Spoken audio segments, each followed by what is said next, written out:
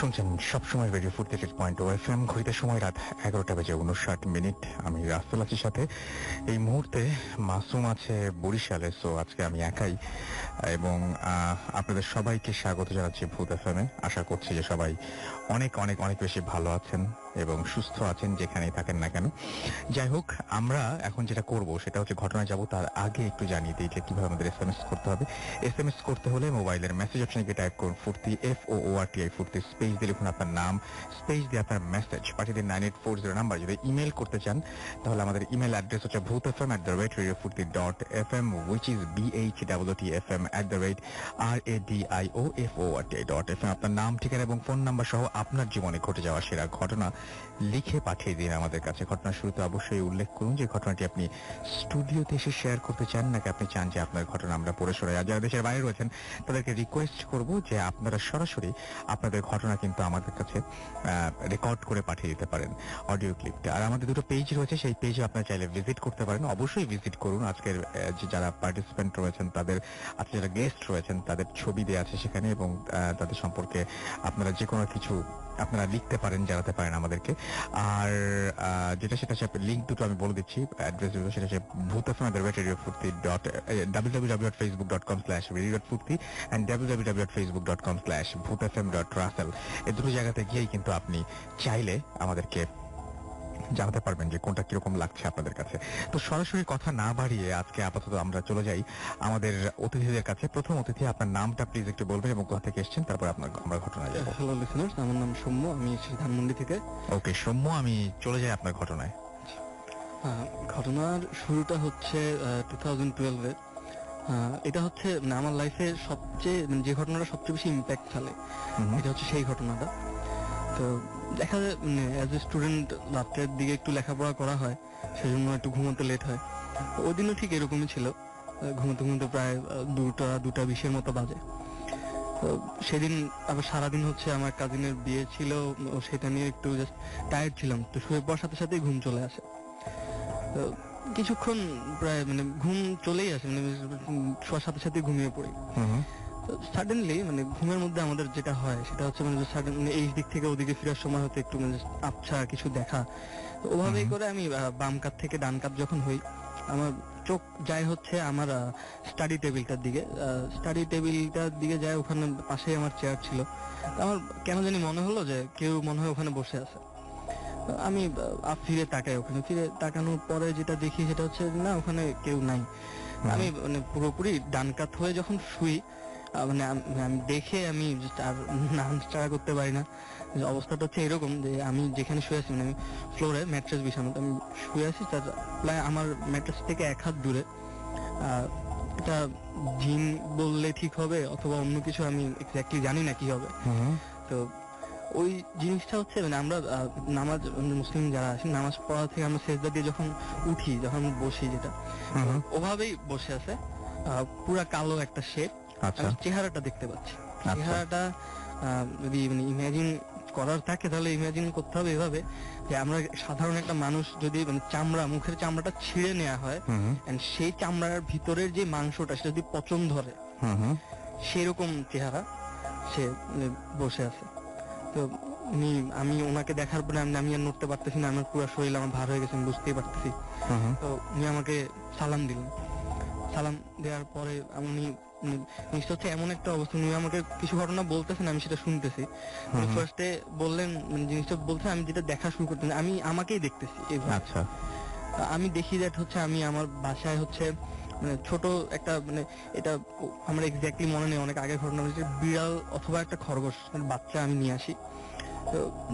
তো উনি যেটা বলতেছে যে সেটা হচ্ছে জিনিসটা অ্যাকচুয়ালি কোনো বিড়াল বা খরগোশ ছিল না, ওটা ছিল হচ্ছে কোনো একটা খারাপ জিন অথবা পৈশাচিক টাইপের কিছু একটা।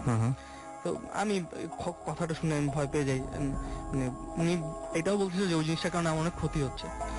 আমি এটা আমার মাকে জানাতে চাই, কারণ ওই সময় আমি ওই সিচুয়েশনটার মধ্যে, আমি, আমার মা, ওই ওই জিনিসটা যেটা জিন বা কিছু, আর হচ্ছে ওই বিড়ালটা, এই 4টা জিনিসই আমার সামনে, আমি আর অন্য কিছু দেখতে পাচ্ছি না। মাকে জানাতে যাই যে মা, এই জিনিসটা আমি যে আনছি এটা তো আমার অনেক সমস্যা করতেছে, তো এটা তো ভালো না, এটা খারাপ কিছু। তো এটা যখন হয় তখন আমি রুম থেকে আমি দেখতেছি যে আমি ওই জিনিসটা নিয়ে মাকে বলার জন্য যাচ্ছি। মা হচ্ছে ডাইনিং টেবিলে বসা। আচ্ছা। আমি মার কাছে গেলাম, যে বললাম, মা আমি যে এটা আনছি এটা তো অনেক ক্ষতি করবে আমার, এটা তো আসলে ভালো কিছু। সাডেনলি ওই জিনিসটা আমার মুখের দিকে তাকায় একটা স্মাইল দিয়ে বলতেছে যে তুই কি ভাবছিস আমি তোর মা? আমার এবং আপনার চোখের সামনে ঘটলো, রাইট? চোখের সামনে। এবং কিভাবে দেখছেন জিনিসটা একটু কমপ্লিকেটেড, তো জিনিসটা একটু যদি বুঝিয়ে বলতেন যে আপনার সামনেই দেখছেন আপনি আবার তার সাথে একটা কনভারসেশন, রাইট? হ্যাঁ, জিনিসটা কনভারসেশন আমি আলটিমেটলি আমি শুয়েই আছি, আমার পাশে যে জিনিসটা বসে আছে ওই যে সেজদার ওভাবে সে যেটা বলতেছে আমি সেটা ভিজুয়ালাইজ করতেছি এমন ভাবে দ্যাট আমি আমার নিজের চোখের সামনেই দেখতেছি। একদম একদম সেটাই। তো তারপরে সাডেনলি আমার চোখ যায় হচ্ছে আমার বাসার ইয়েটা হচ্ছে যে ডাইনিং টেবিল থেকে তাকালে আমার হাতের বাম দিকে হচ্ছে আমার মা বাবার রুম। আমি দেখি যে সেখানে আমার মা বসে আছে।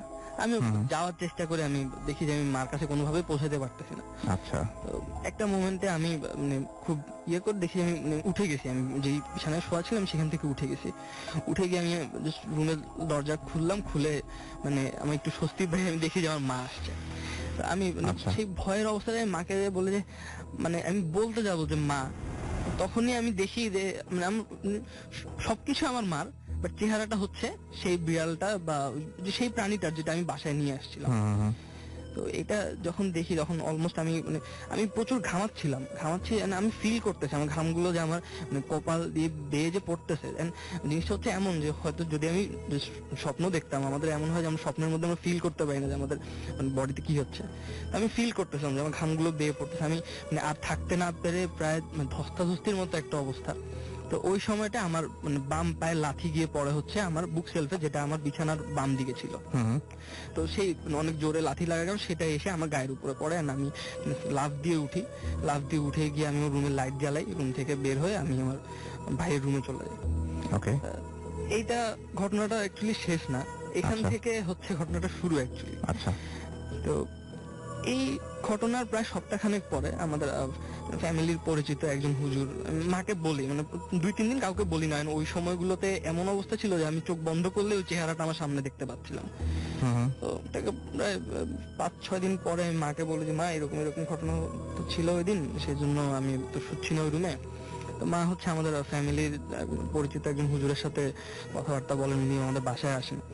উনি ওনাকে ঘটনাগুলো আগেই বলার কারণে উনি আমার জন্য একটা তাবিজ নিয়ে আসেন, যেটা উনি প্রথমে উনি বলে ফেলেন যে তুমি এটা ডান হাতে বাজুতে পড়বা। আচ্ছা। এই ঘটনার এই কথাটার পরে মা বলেন যে হুজুর আপনি একটু কষ্ট করে রুমটাতে একটু যদি দেখে আসতেন তাহলে ভালো হতো। হুজুর উঠে আমার রুমটার 4টা কোণায় 4বার উনি ঘুরে আসার পর সাডেনলি আমাকে বলেন যে আচ্ছা বাবা, তোমার জন্য ওই যে তাবিজটা আনছিলাম ওটা তুমি হাতে না পরে গলায় পরবা। আচ্ছা, আমি হুজুরকে জিজ্ঞেস করেছি হুজুর কি কিছু, নর্মালি নিয়মটা হচ্ছে যে ওনারা এগুলো ডিসক্লোজ করেন না, ওটা ওভাবেই চলতে থাকে, তারপর প্রায় 5-6 মাস চলে যায়।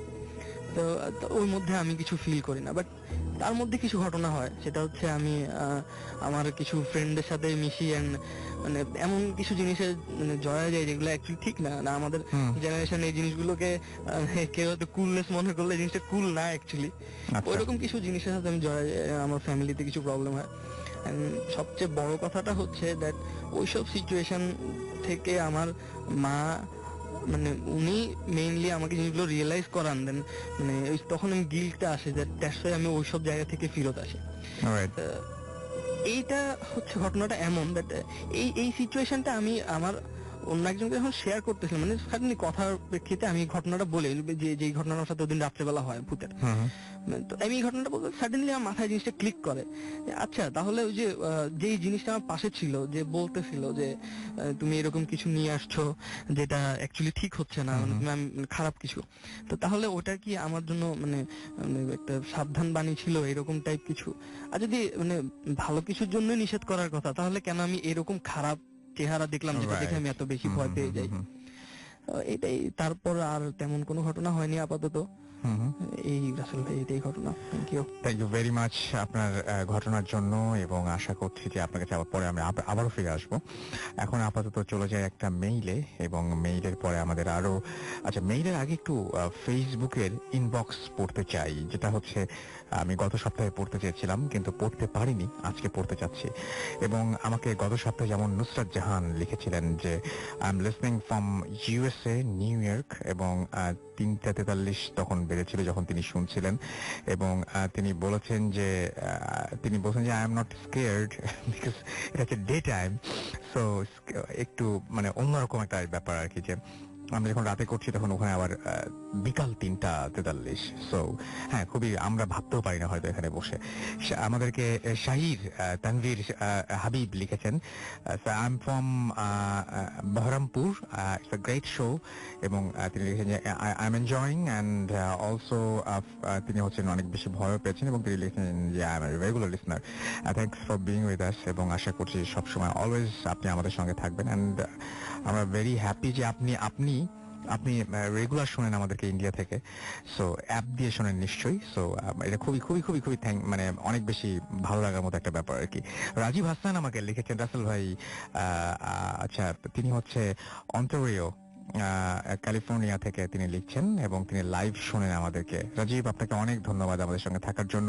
সুলতান খান তিনি আছেন, তিনি লিখেছেন ইন্ডিয়ার মুর্শিদাবাদ থেকে তিনি শুনছেন, এবং 2012 থেকে তিনি ভূত এফএম লাইভ শোনেন, এবং এবং তিনি বলছেন যে সবসময় তিনি শোনেন, এবং তিনি বলছেন আমি ভয় পেতে ভালোবাসি। থ্যাংক ইউ রাসেল ভাই আমাদেরকে ইনবক্স করার সুযোগ দেওয়ার জন্য। না, আমরা তো খুবই মানে আমরা আপনাদের এই ইমেইলের সাড়া পেয়ে আমরা এত বেশি খুশি, মানে আমার তো মনে হচ্ছে যে আরো আগে চালু করা উচিত ছিল, আরো আগে চালু করলাম না কেন। সো এখন থেকে রেগুলারই আপনারা ইনবক্স করতে পারবেন, এবং যারা রেগুলার শুনছেন দেশের বাইরে থেকে, ইন্ডিয়া থেকে এবং আমেরিকা থেকে দেখছি অনেকে শুনছেন, আমি দেখেছি কানাডা থেকে অনেকে শোনেন। সো পৃথিবীর বিভিন্ন জায়গা থেকে শোনেন, আসলে আমি আগে এরকম ভাবে নাম বলে পোকামি করছি, পৃথিবীর বিভিন্ন জায়গা থেকে শোনেন। সো যারাই শোনেন না কেন, কাইন্ডলি আমাদেরকে জানিয়ে দিবেন, তাহলে আপনারা কানেক্টেড থাকবেন সবসময়, আপনাদের মতামতগুলো আমরা জানতে পারবো, জানবো। সিজাত বাপ্পি আমাদের লিখেছেন দুবাই থেকে, এই যে বললাম আর একটা জায়গা বেরিয়ে আসলো। I am listening from Saudi Arabia, it's a really amazing show, এবং তিনি লিখেছেন যে আই এম লাভিং ইট, লিখেছেন রনি ইসলাম। ওকে, আমাদেরকে নিপুণা আচ্ছা লিখেছেন নিপুণা নাম, কানাডা থেকে তিনি লিখেছেন, এবং তিনি বলছেন শুনছি অ্যান্ড অলওয়েজ উইথ ভূত এফএম। ওকে, মেহেদি হাসান তমাল আমাদেরকে লিখেছেন ভাই মালয়েশিয়া থেকে শুনছি, এবং তার কাছে গত আগের সপ্তাহে যে অডিও ক্লিপটা সেটা দিয়ে অনেক প্রশংসা করেছেন, সেটা ভালো লেগেছিল তার কাছে। সো আপনিও যদি চান আপনিও আমাদের সাথে জয়েন করতে পারেন, এবং আপনি ইনবক্স করে আপনার মতামত জানাতে পারেন, কোন ঘটনা কেমন লাগছে না লাগছে ইত্যাদি। আমরা একটা মেইলে চলে যাই, এবং এখন একটা মেইল পড়বো। সেই মেইলটাও পাঠিয়েছেন আমাদের একজন লিসনার, এবং তিনি যেভাবে পাঠিয়েছেন আমরা ঠিক সেভাবে পড়ছি। তার আগে একটু বলি যে ঈদের ব্যস্ততা শুরু হয়ে গেছে অলরেডি, অনেকেই ঢাকা ছাড়তে শুরু করেছেন, কেউ কেউ হয়তো আগামী সপ্তাহের মধ্যে মোটামুটি ঢাকা ফাঁকা হয়ে যাবে। সো যারা যাচ্ছেন বিভিন্ন জায়গায় গ্রামের বাড়িতে ঈদ করতে আপনজনের সাথে, আপনাদের জন্য অনেক অনেক অনেক অনেক শুভকামনা। এবং সে সাথে বলবো যে যে সমস্ত জায়গাতে যাচ্ছেন সেই সমস্ত জায়গা থেকে ঘটনা কালেক্ট করতে পারলে আমাদের জন্য অনেক হেল্প হবে সেটা, এবং আমি খুবই গ্রেটফুল থাকবো আপনার প্রতি যদি আপনি এই কাজটা করেন আমাদের হয়ে, যে আপনার যে গ্রামের বাড়িতে ঈদ করতে যাচ্ছেন সেখানে মানুষজনের কাছ থেকে খোঁজ নিয়ে দরকার হলে আপনার মোবাইল দিয়ে রেকর্ড করে ফেলেন, কোনো সমস্যা নেই। আর প্রতি সপ্তাহেই আমাদের সাথে থাকছেন একজন পুরনো অতিথি, আজকেও আছেন, কিছুক্ষণের মধ্যে তিনি জয়েন করবেন, এবং পুরনো অতিথি থাকেন যাদের ঘটনা আপনারা পছন্দ করেন, সেরকম একজন পুরনো অতিথি আমরা রাখার চেষ্টা করি, অ্যান্ড আগামীতেও রাখতে চাই। সো যারা পুরনো অতিথি, যারা আগে ভূত এফএমে এসেছিলেন, আবার আসতে চান, বা আবার আসার সময় আছে আপনাদের কাছে, তারা কাইন্ডলি একটু জানাবেন আমাদেরকে ইমেইলের মাধ্যমে, এবং আমাদের ইমেইল অ্যাড্রেস তো জানাই আছে আপনার, তারপরেও আরেকবার মনে করে দিই সবার জন্য, bhutfm@radiofurti.fm। আগামী সপ্তাহে আমি চাই ঈদের আগের শো, তো ঈদের আগের শোটা ফাটাফাটি একটা শো করতে, আমাদের মানে একদম ফাটাফাটি একটা শো করতে। ঈদের তো স্পেশাল একটা এপিসোড থাকবেই, বাট ঈদের আগেরটা আমি আরো ফাটাফাটি করতে চাই। সুতরাং আপনারা অবশ্যই অবশ্যই আমি আশা করছি যে ইমেইল করবেন আমাকে। যাই হোক, আমি চলে যাচ্ছি ঘটনায়, এবং এখন যে ঘটনাটি পড়ব সেটি আমাদের একজন লিসনারের লেখা, পড়ছি।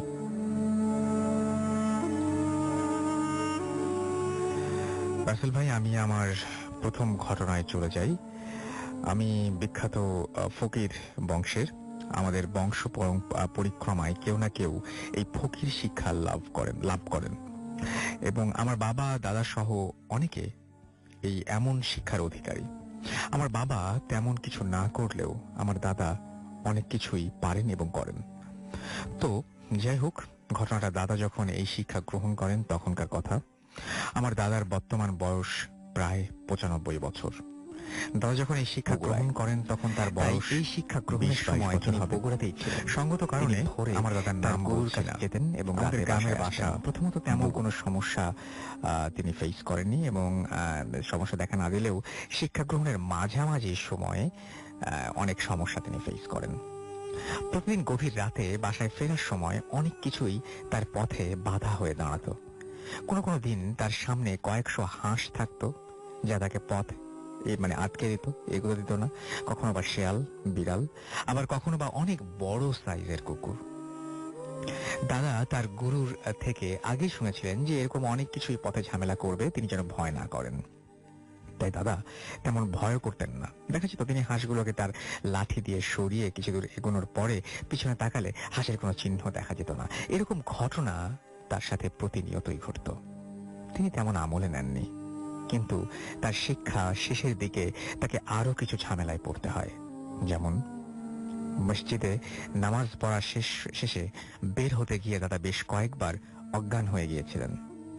কি হয়েছিল জিজ্ঞাসা করলে শুধু বলতেন তিনি অনেক বড় একটা দানবীয় শরীর দেখেছেন যা এত লম্বা যে চেহারা দেখা যায়নি। তা দেখেই তিনি অজ্ঞান। দাদা একদিন পুকুরে গোসল করতে গেছেন। গোসল শেষে তিনি কিছু একটা দেখে আবার পুকুরে পড়ে যান। লোকজন তাকে পুকুর থেকে তোলার পর জিজ্ঞাসা করলে তিনি বলেন পুকুরের পাশে তাল গাছের কাছে কেউ একজন হাঁটু গেড়ে বসেছিল, দেখতে অনেক লম্বা, যার দাঁড়ি মাটি পর্যন্ত পড়েছে, মাথা তাল গাছের মাথায় গিয়ে ঠেকেছে। দাদাকে দেখে সে হাসছিল, তাই দাদা অজ্ঞান হয়ে গিয়েছিলেন। তার শিক্ষা গ্রহণ শেষে তিনি অনেক কিছু পান। তার কাছে বর্তমানে কিছু জিন আছে যাদের মাধ্যমে তিনি জটিল রোগের চিকিৎসা করেন। প্রতি রাতে জিনেরা তার সেবা করেন, তাই তিনি মসজিদেই থাকেন। একমাত্র অসুস্থতার কারণ ছাড়া রাতে বাসায় আসেন না। মসজিদেই একটা ঘটনা ঘটেছিল। একবার দাদা খুব অসুস্থ হয়ে পড়লেন, তাই বাসায় রাত্রি যাপনের জন্য আসবেন ভাবছেন, কিন্তু মসজিদে থাকার মতো কেউ ছিল না। 2-3 জন যারা ছিল সবাই বাসায়, আর খাদেম সাহেব ছুটিতে ছিলেন। দাদা মসজিদ ফাঁকা রেখে যাবেন না, এই জন্য তিনি তার ছোট ছেলে আমার চাচাকে মসজিদে ডেকে পাঠান ও বলেন রাতটা মসজিদে কাটানোর জন্য। বলে দাদা বাসায় চলে আসেন। চাচার মসজিদে থাকার কথাও হলেও ফজরের সময় বাড়ির গেটের সামনে তাকে পাওয়া যায়। কারণ জিজ্ঞাসা করলে তিনি বলেন মসজিদে তিনি ঘুমাচ্ছিলেন। মাঝরাতে কারো ডাকাডাকি শুনে তার ঘুম ভেঙে যায়। ঘুম ভাঙার পর তিনি শুনতে পান কেউ তার বাবা আমার দাদার নাম ধরে ডাকছেন, কিন্তু মসজিদে কাউকে দেখা যাচ্ছিল না। মসজিদের গেট ও বন্ধ, কিভাবে মসজিদে ঢুকতে পারে? তিনি প্রথমে মসজিদের গেটে কেউ আছে কিনা দেখতে যান, কিন্তু কাউকে সেখানে দেখতে পান না। তিনি আবার ডাক শোনেন এবং তার কাছে মনে হয় যে নিচে আসতে মসজিদের 2য় তলা থেকে কেউ দাদাকে ডাকছেন। তিনি মসজিদের 2য় তলায় যান, কিন্তু সেখানেও কিছু দেখেন না। তিনি ফিরে নিচে আসতে যাবেন, তখন দাদার নাম ধরে ডাক শোনেন। তিনি পেছনে ফিরে তাকান, কেউ নেই। এবার তার ভয় হয়। মনে পড়ে যায় তার যে বাবার কাছে প্রতি রাতে জিন আসে। তিনি আর সহ্য করতে পারেন না, নিচে এসে মসজিদের গেট খুলে সোজা বাসার দিকে দৌড় দেন এবং বাসার সামনে এসে পড়ে যান। তারপর আর কিছু মনে নেই। সকালে নামাজ পড়তে যাওয়ার সময় বাসার পাশে একজন চাচাকে দেখে বাড়িতে নক করে। দাদা ব্যাপারটা বুঝতে পারেন। তারপর চাচার জ্বর আসে, যা প্রায় 10 দিন ছিল। এরপর থেকে চাচা আর কোনোদিন রাতে মসজিদ থাকেননি। এই পর্যন্তই থাক আজকে রাসেল ভাই। অন্য একদিন বাকি ঘটনা শেয়ার করব।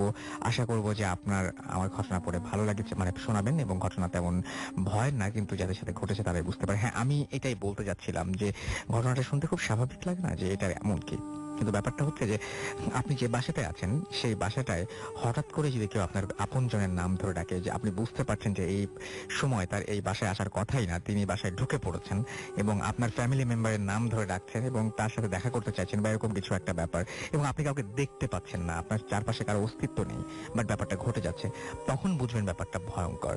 আমরা ফেসবুকে আমাদের এই যে লাস্ট উইকেই আমরা একটা কথা লিখেছিলাম, আমি সেখানে সেই জিনিসটা একটু আরো একবার রিপিট করতে চাই।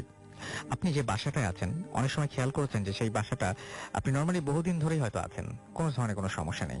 হয়তো এই বাসাটা অনেক পুরনো হয়ে গেছে, বা আপনি পুরো সেকেন্ড হ্যান্ড বাসা, এটা মানে কি হয় বুঝাবো, মানে পুরনো বাসা আপনি কিনেছেন আবার, এরকম টাইপের কিছু একটা। এবার আপনি মনে করলেন যে অনেক পুরনো তো হয়ে গেছে, নানান ধরনের সমস্যা, একটু এই টয়লেটটাও এখন মানে ব্যবহার করতে কেমন অসুবিধা মনে হয়, এটা একটু অসুবিধা, ওইটা একটু অসুবিধা, একটু রিনোভেশনের কাজ করি, রিনোভেট করে ফেলি। এই যে শুরু করলেন, রঙের কাজে হাত দিলেন বা ভেঙে কোনো কিছু নতুন তৈরি করলেন, হঠাৎ করে ঝামেলা শুরু হয়ে গেল। এইটা অনেকেই বিশ্বাস করেন যে পুরনো বাসা, যে বাসাটা অনেকদিন ধরে একইভাবে চলছিল, সেই বাসাটা হঠাৎ করে পুনর্নির্মাণ বা রিনোভেশনের কাজে হাত দিলেই তখন দেখবেন এরকম ধরনের ঝামেলা শুরু হয়ে গেছে। কেন হয়? ব্যাখ্যাটা এরকম, যাদের সাথে হয়েছে তাদের এরকম, যে এইটা হয়তো আপনি যে মালিকের কাছে কিনেছিলেন, সেই মালিকের কোনো কারণে সেই মালিকের আত্মা নাকি এই বাড়িতেই থেকে গেছে। বিশ্বাস করে না আমি বলছি না যে আমি বা আপনি বিশ্বাস করি, তারা বিশ্বাস করেন যে এর মালিকের আত্মা এই বাসায় থেকে গেছে এবং তিনি কোনোভাবে পরিবর্তন চান না, এবং তিনি বুঝতে পারেন যে বাড়িটা নিয়ে আপনার অতিরিক্ত আগ্রহ তৈরি হয়েছে, এবং যে কারণে তার পছন্দ অপছন্দকে আর গুরুত্ব দেওয়া হবে না। সো ঝামেলা শুরু হয়ে যায় সেখান থেকেই। তো এটি একটা বিরাট কারণ। এটা আপনি জানতেন কিনা, বা এরকম ধরনের কোনো ঝামেলা আপনারও হয়েছে কিনা, ইমেল করতে পারেন আমাদেরকে SMS করে জানাতে পারেন। SMS একটু পরে পড়বো, আপাতত একটা ছোট্ট বিরতি নিয়ে আসবো, তারপরে যাব আমাদের সাথে আরো একজন অতিথি আছেন, তার ঘটনা শুনবো আমরা ছোট্ট একটা বিরতির পরে। এখনই ফিরে আসছি, আমাদের সঙ্গেই থাকবেন। স্টে টিউনড রেডিও ফুর্তি, এন্ড ডোন্ট স্টপ দ্য ফুর্তি।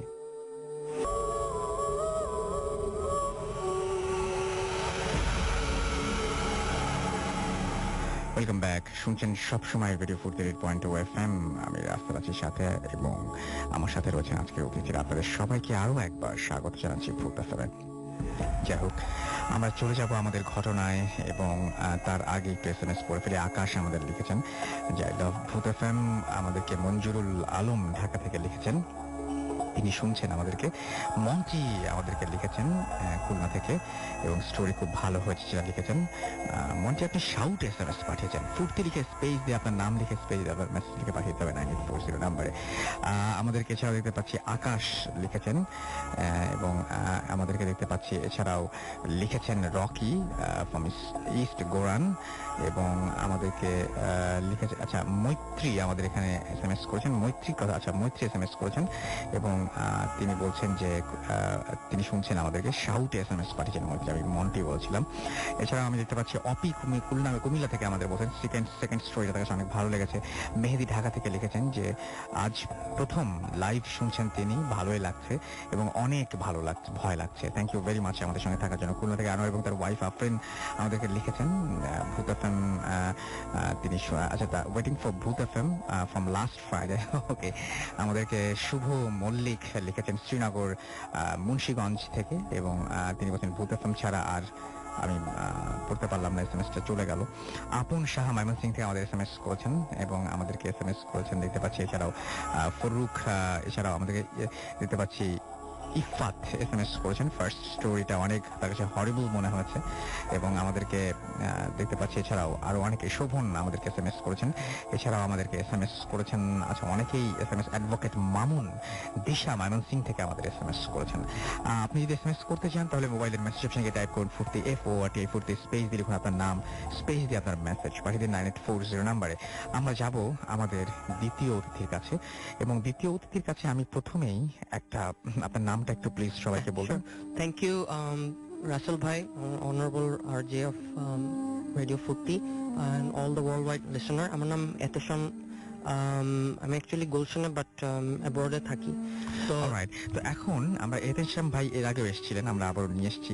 আচ্ছা, আমি একটা জিনিস জানতে চাই, সেটা হচ্ছে আমার কাছে খুবই মানে আমার একটা কিউরিওসিটি। আপনি মাঝে মাঝে এই মাঝখানে আপনার সাথে যোগাযোগ যখন হচ্ছিল, আপনি বলছিলেন এই যে ব্ল্যাক ম্যাজিক, এই যে ব্ল্যাক ম্যাজিক একটা পরিবারকে ধ্বংস করে দিতে পারে, এবং আপনি মোটামুটি বলছিলেন যে আপনি মোটামুটি এই ব্যাপারটা আরো অনেক বেশি ফিল করতে পারেন, কারণ আপনাকে অনেক কিছুর মধ্যে দিয়ে মানে অনেক কিছুর মধ্যে দিয়ে যেতে হয়েছে। এক্স্যাক্টলি, একটু বলবেন যে কি ধরনের ঝামেলাগুলো আসলে হয়, বা হ্যাঁ, sure, definitely, thank you listener.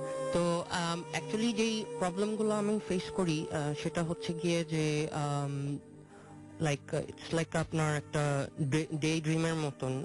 For example,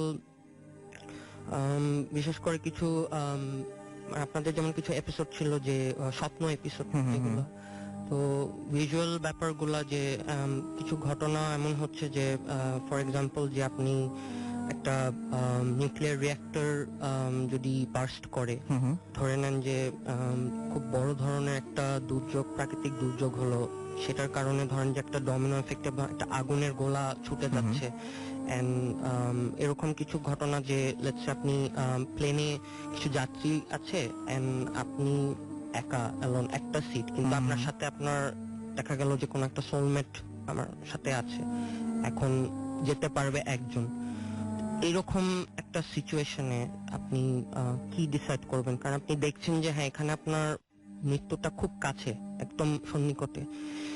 এরকম কিছু কিছু সিচুয়েশন, খুব ভয়ঙ্কর ভয়ঙ্কর সিনারিওস গুলা আসে, যেগুলো স্বপ্নের মধ্যে আছে। হ্যাঁ, স্বপ্নে, যেগুলো আপনি লিটারালি লিখে কখনো এক্সপ্লেন করতে পারবেন না। তারপর ধরেন যে যারা চলে গেছে পূর্বপুরুষ, যেমন আমি একবার স্বপ্নে দেখলাম, যেমন আপনি হয়তো একবার আমার বড় ভাইয়ের একটা স্টোরি, আমার মনে আছে, ওই স্টোরির আগে যেটা হয়েছিল একবার, যে আমি খুব এই স্বপ্নটা আমি খুব ক্লিয়ারলি দেখেছি। তো সেটা তো হি পাস্ট বাই, তো সে আমাকে দেখি যে হাত নট করে ফেয়ারওয়েল করছে, যে ওকে তোমার মারা যাবার আগে।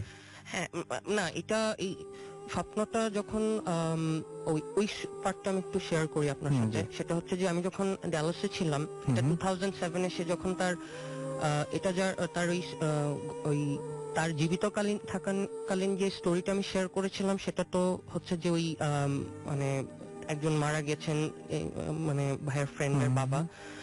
বাট যেটা আমার সাথে ব্যক্তিগতভাবে খুব স্ক্যারি মোমেন্ট, যেটা এখন আমি চিন্তা করলে আমার ভয় লাগে, সেটা হচ্ছে যে আমার ওয়াইফ যখন আমার সাথে ছিল, তো আমার তখন ওখানে আমি একটা ভৌতিক গাড়ি চালাতাম, মানে ডজ ক্যারাভান, একটা ভ্যান। ওই ভ্যানটা চালানোর পরে কিছু খারাপ কিছু আলামত আমি পাওয়া শুরু করেছিলাম। কারণ ভ্যান চালানোর পর থেকে? হ্যাঁ, ভ্যানটা অ্যাকচুয়ালি ওই ডজ ক্যারাভান লম্বা ভ্যানটা আমার এক ফ্রেন্ডের ছিল, পাকিস্তানি বংশের। তো ও আমাকে ওটা লেন্ড করেছে যে ঠিক আছে চালো। সেটা নেওয়ার পর থেকে আমি বিভিন্ন রকম প্রবলেম, যেমন পুলিশ টিকিটিং, এই প্রবলেম গুলা ফেস করার সময়, তো একদিন আমার যেটা মনে আছে, আমি যখন রিচার্ডসনে আমার অ্যাপার্টমেন্টে ছিলাম, তো আমি ওখানে একটা কেনাল মানে সেন্টার ছিল, কুকুর পেটস আপনার অ্যাডপ্ট করা যায়। তো আমি জাস্ট ভাবলাম যে আমি সবসময় বিজি থাকতাম, তো আমি গাড়ি প্রত্যেক ছিল, তো আমি আমার একটা ওই আপনার বার্নার্ড রাসেল একটা, মানে সরি, ওই ব্রিডটার আমার নাম মনে আসছে না ঠিক, তবে পিটবুল টেরিয়ার, হ্যাঁ সরি, তো পিটবুল টেরিয়ার, আমি একটা কুকুর আর একটা বিড়াল ছিল তো ওয়াইফের সাথে। আমি ভাবতাম যে আমি বিজি থাকি, তো সবসময় বাসাকে টাইম দিতে পারবো না। এর মধ্যে যেটা হলো কি, সে দিন বিকাল বেলায় সানডেতে দেখলাম যে কুকুরটা ওই প্লেগ্রাউন্ডে এরকম পা দিয়ে পো করে খেলছে। হঠাৎ তখন আমি বললাম, তো ও বলতেছে যে দেখো একজন কি জানি মারা যাবে। ও কোনো আর সেকেন্ড কোনো কিছু চিন্তা না করে ও ফাট করে বলে দিল। আচ্ছা, তো আমি তার সাথে তখন একটু আর কোনো আর্গুমেন্টে আর যাইনি, কারণ যেহেতু আমি জানি যে সে অনেক ব্যাপার, সাইকিক্যাল ব্যাপারগুলো আমার চেয়ে খুব ভালো বুঝে আগে থেকে।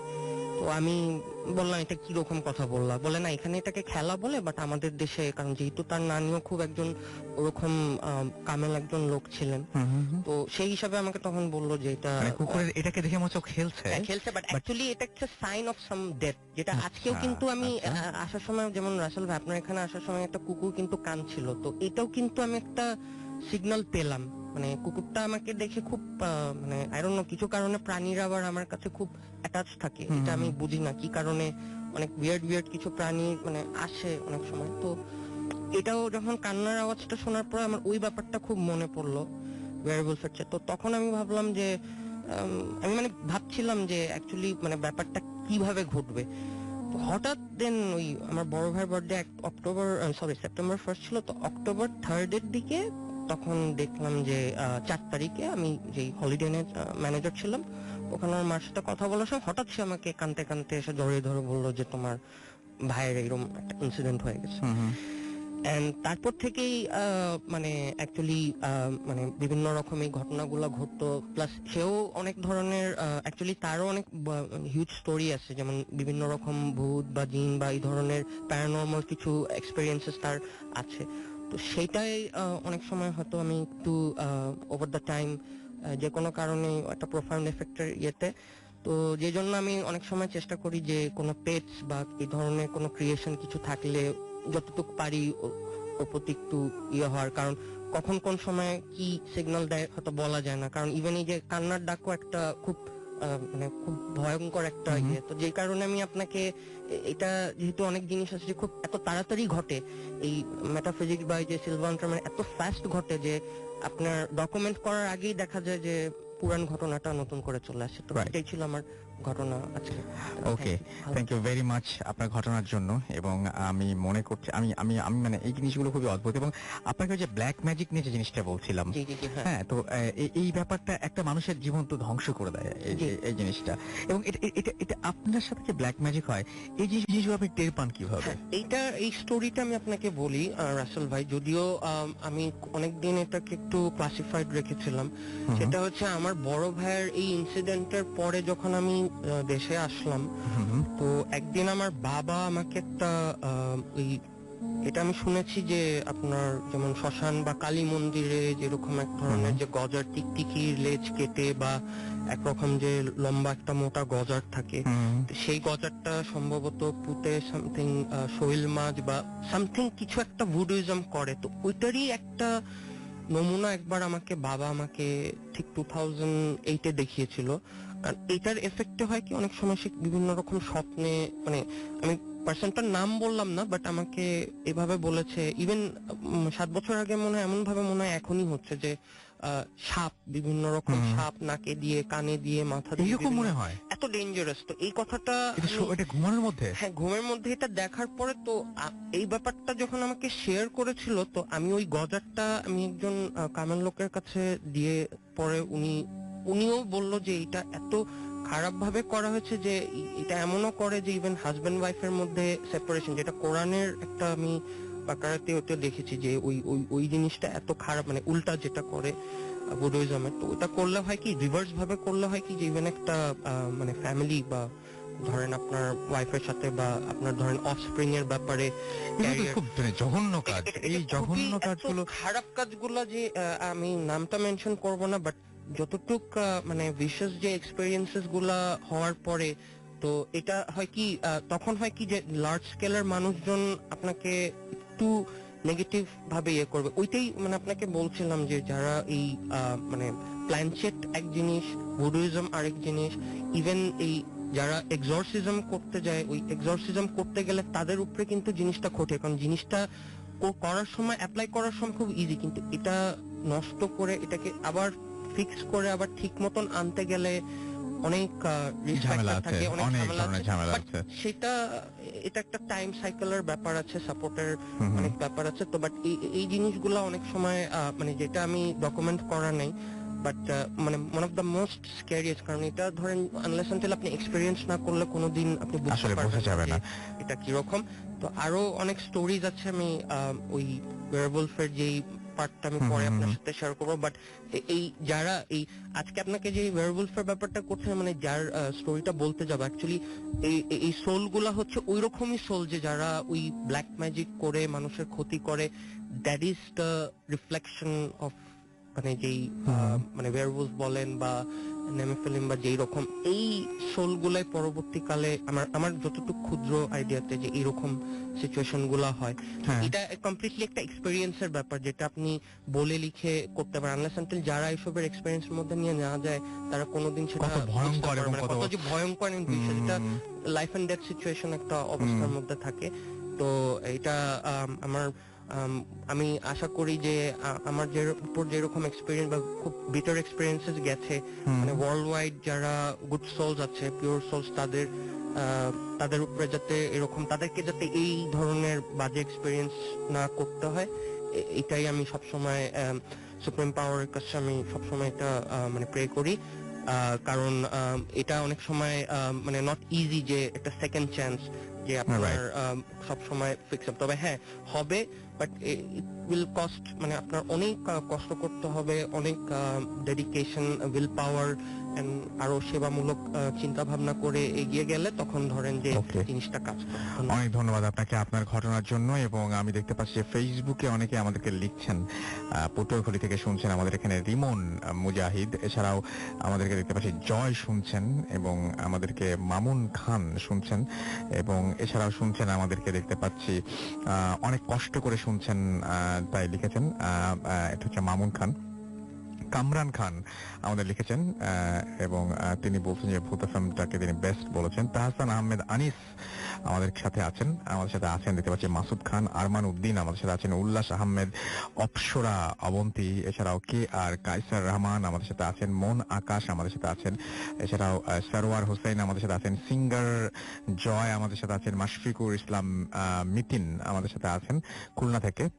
এছাড়া এবং তাদের সঙ্গে রয়েছেন শুভ্র, মুইব, মিসবা, তাহসিন, দীপ্ত, সবাই একসাথে শুনছেন তারা। নাহিদ নাবিল আমাদের সাথে আছেন, এছাড়াও কবির হোসাইন আমাদের সাথে আছেন, আমাদের সাথে রয়েছেন দেখতে পাচ্ছি খান, রাজুল ইসলাম রিয়াজ, এছাড়াও রাশেদ ভুঁইয়া আমাদের সাথে রয়েছেন, জরিফ হাসান আমাদের সাথে আছেন, সরওয়ার হোসেন আছেন, শাউন সুলতান আছেন, খাদিজা নওরিন আমাদের সাথে আছেন, আহমেদ সাকিব আমাদের সাথে আছেন, ইমন খান আছেন, অসমাপ্ত প্রেম আছেন, তারেক আজিজ, প্রিন্স রাজ, এছাড়াও এমডি ইয়াসিন সহ আরো অনেকে আমাদের সঙ্গে কিন্তু জয়েন করেছেন। ভূত এফএম যে পেজটা, সেই পেজে আমি দেখতে পাচ্ছি যে অনেকে এখানে জয়েন করেছেন এবং অনেকে লিখছেন।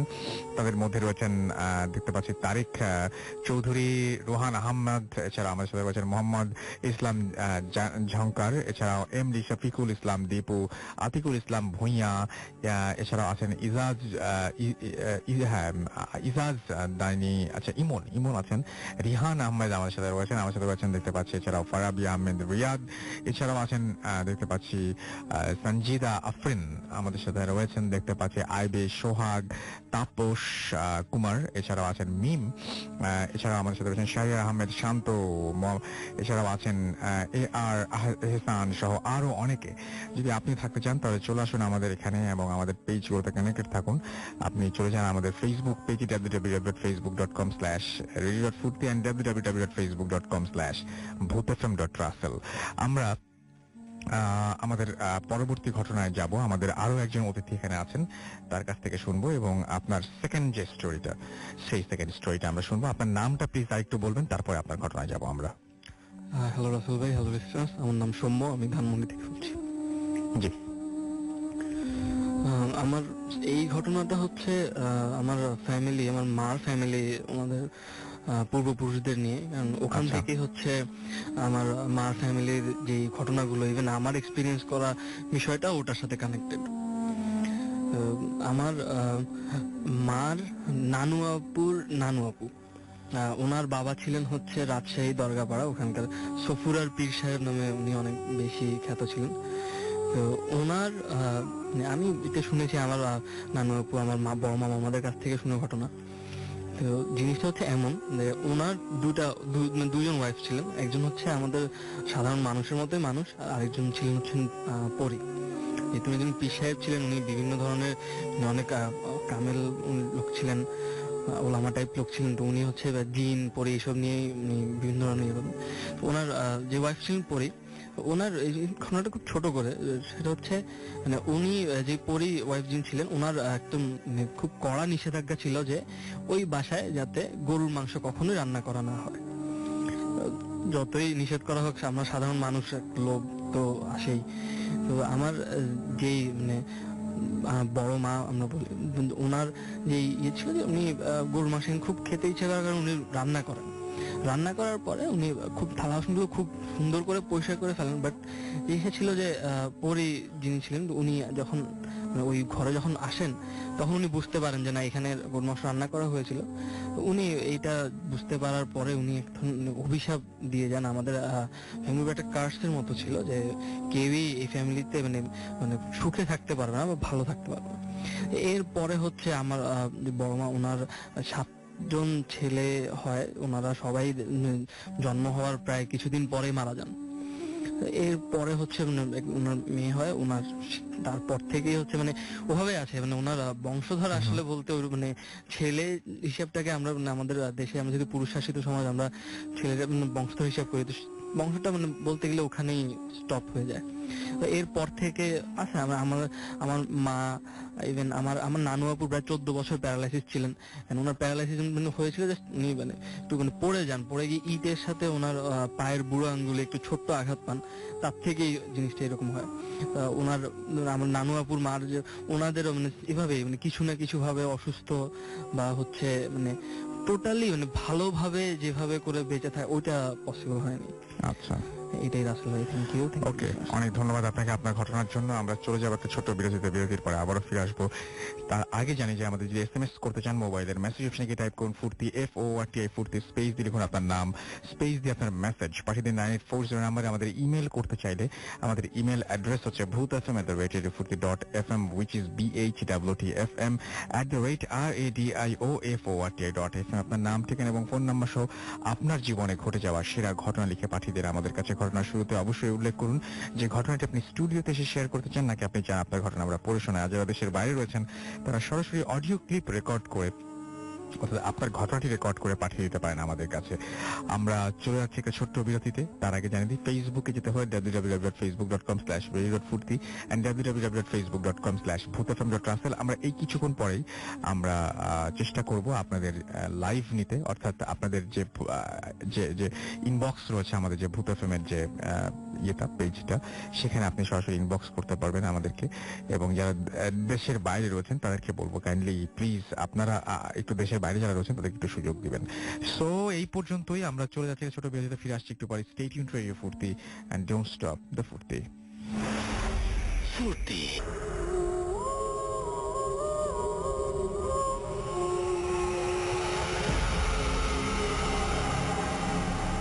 শুনছেন সবসময় রেডিও ফুর্তি, রেডিও পয়েন্ট FM। ঘড়িতে সময় রাত 12:49। আমি রাস্তার আছি সাথে, এবং আজকে আমি আগেই বলেছি যে মাসুম আজকে আছেন হচ্ছে বরিশালে। আপনাদের কয়েকদিন আগে একটা ঘটনা শেয়ার করেছিলাম, আপনাদের কতটুকু মনে আছে আমি জানি না। সেটা হচ্ছে যে আমার কাছে খুব অদ্ভুত লেগেছিল যে একজন মানুষ ফিল করেন যে তার ঘরের মধ্যে একটা বুড়ো মানুষ বসে আছে।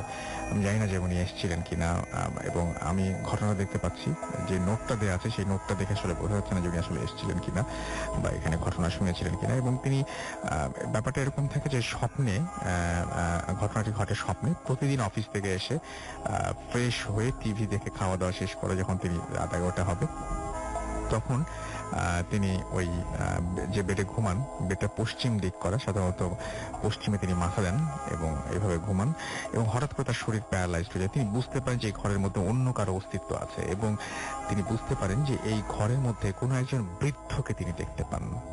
মানে খুবই অদ্ভুত একটা ব্যাপার, কিন্তু একজন বৃদ্ধকে আপনি আপনার ঘরের মধ্যে দেখতে পাচ্ছেন। কোনো কোনো সময় মনে হয় যে পাশে নড়াচড়ার জায়গা নাই, এরকম আমি ঘটনা শোনাচ্ছি যে পাশে নড়তে পারবেন, মানে বুঝতে পারছেন ঠিক গায়ের সাথে গা লাগছে না, কিন্তু বুঝতে পারছেন আপনি যেখানে শুয়ে আছেন ঠিক আপনার পাশে আরো কেউ একজন শুয়ে আছে, এবং আপনি জাস্ট নড়তে গেলেই তার গায়ে ধাক্কা লাগবে, বা আপনি ঠিক নড়তে মানে পুরো কমপ্লিট করতে পারবেন না, তার আগেই আপনি আটকে যাবেন, এরকম একটা ব্যাপার।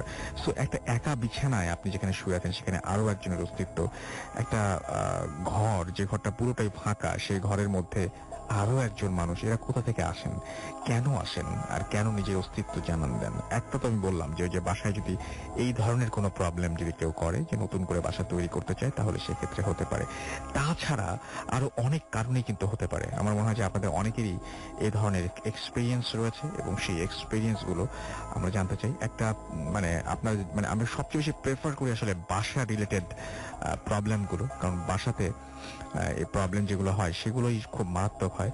আরেকটা জিনিস যে আমাকে একটু আগে যেরকম আমরা একটু আগে শুনছিলাম ভাইয়ার কাছে যে একটা নির্দিষ্ট একটা গাড়ি, সেই গাড়িটা ব্যবহার করার পর থেকে ঝামেলা। এইরকম কিন্তু হয় যে আপনি হঠাৎ করে একটা জিনিস হয়তো বাসায় কিনে নিয়ে আসছেন, বা বাসায় নিয়ে আসছেন নতুন করে, বা কোনো একটা জিনিসের সাথে আপনি নতুন ভাবে কোনো জিনিস ব্যবহার করা শুরু করেছেন, তখন থেকে আপনার কিছু ঝামেলা শুরু হয়ে গেছে। এই ব্যাপারগুলোও কিন্তু হয়। তো যাই হোক, আপনি খালি ভাবেন, আমি এই যে এই ঘটনাটা এবার আবারও আনলাম এই জন্য যে আপনি তো শুনছেন ঠিক আপনার পাশে কেউ বসে আছে, ঠিক আপনি ডান দিকে ঘুরতে গেলে তার গায়ে ধাক্কা লাগবে, অথবা বাম দিকে ঘুরতে গেলেই তার গায়ে ধাক্কা লাগবে। কেমন হবে ব্যাপারটা? এবং আপনি এই মুহূর্তে যদি সেই চেহারাটা ইমাজিন করেন, যদি আপনি চান ইমাজিন করতে, ইমাজিন করুন আপনি যে একজন মানুষ আপনার পাশে বসে আছে, যে মানুষটাকে আপনি কোনোদিন চেনেন না। একটু চোখ বন্ধ করে বা চোখ খোলা রেখে ভাবুন তো তার চেহারাটা কেমন, তার চোখ দুটো কেমন, সে দেখতে কেমন, কিভাবে কথা বলে, এবং গায়ের রং কেমন, কতখানি লম্বা। একটু চিন্তা করুন তো, আপনার পাশেই বসে আছে যাকে আপনি কখনো দেখেননি। আমরা চলে যাব আমাদের পরবর্তী ঘটনায়। আমাদের ভাইয়া, আপনি বলছিলেন যে আপনার নামটা আরো একবার সবাইকে বলে থ্যাংক দিবেন you please। Listener, thank you Rasel ভাই। আমার নাম এতেশাম, জি, লন্ডন থেকে। তো যে স্বপ্নের কথা বলছিলেন জি, আপনি, আমি খুবই একটা উইয়ার্ড একটা স্বপ্ন। একটা খুবই আশ্চর্যজনক স্বপ্ন, সেটা যেটা আমি কখনো ডকুমেন্ট করিনি। এই ঘটনাটা হচ্ছে আপনার আজ থেকে ঠিক 10 বছর আগে, মহাখালী নিউ ডিএচএসে। ওখানে আমার এটা ইনলজদের বাসার উপরে বেস করে, যখন 2 নম্বর লেনে থাকতো, তো ওখানে একটা খুব বন্ধ একটা ঘর ছিল, অনেক বট গাছ দিয়ে জিনিসটা মানে ঢাকা। তো একটা মেহেন্দি গাছ ছিল। তো ওদের বাসার এক ছেলে ছিল জরুল। তো সামথিং একটা খুব খারাপ কাজ করেছিল, যে কারণে হয়েছে কি ওই মেহেন্দি গাছটা পরে কেটে ফেলতে হয়েছে। তারপর থেকে কিছু উইয়ার্ড ঘটনাগুলা হওয়া শুরু করছিল। তো আমি যখন তার সাথে অ্যাটাচ হলাম, তো আমি দু একবার তার ঘরে মানে ওই বাসায় থাকার সুযোগ ছিল, আমি তেমন ভাবে বুঝি নাই। বাট যখন 2006-এর দিকে যখন তাদের ওই বাসা ছেড়ে দিয়ে আবার 23 নম্বর লেনের দিকে চলে যেতে হয়েছে, এটা 5 তলায়।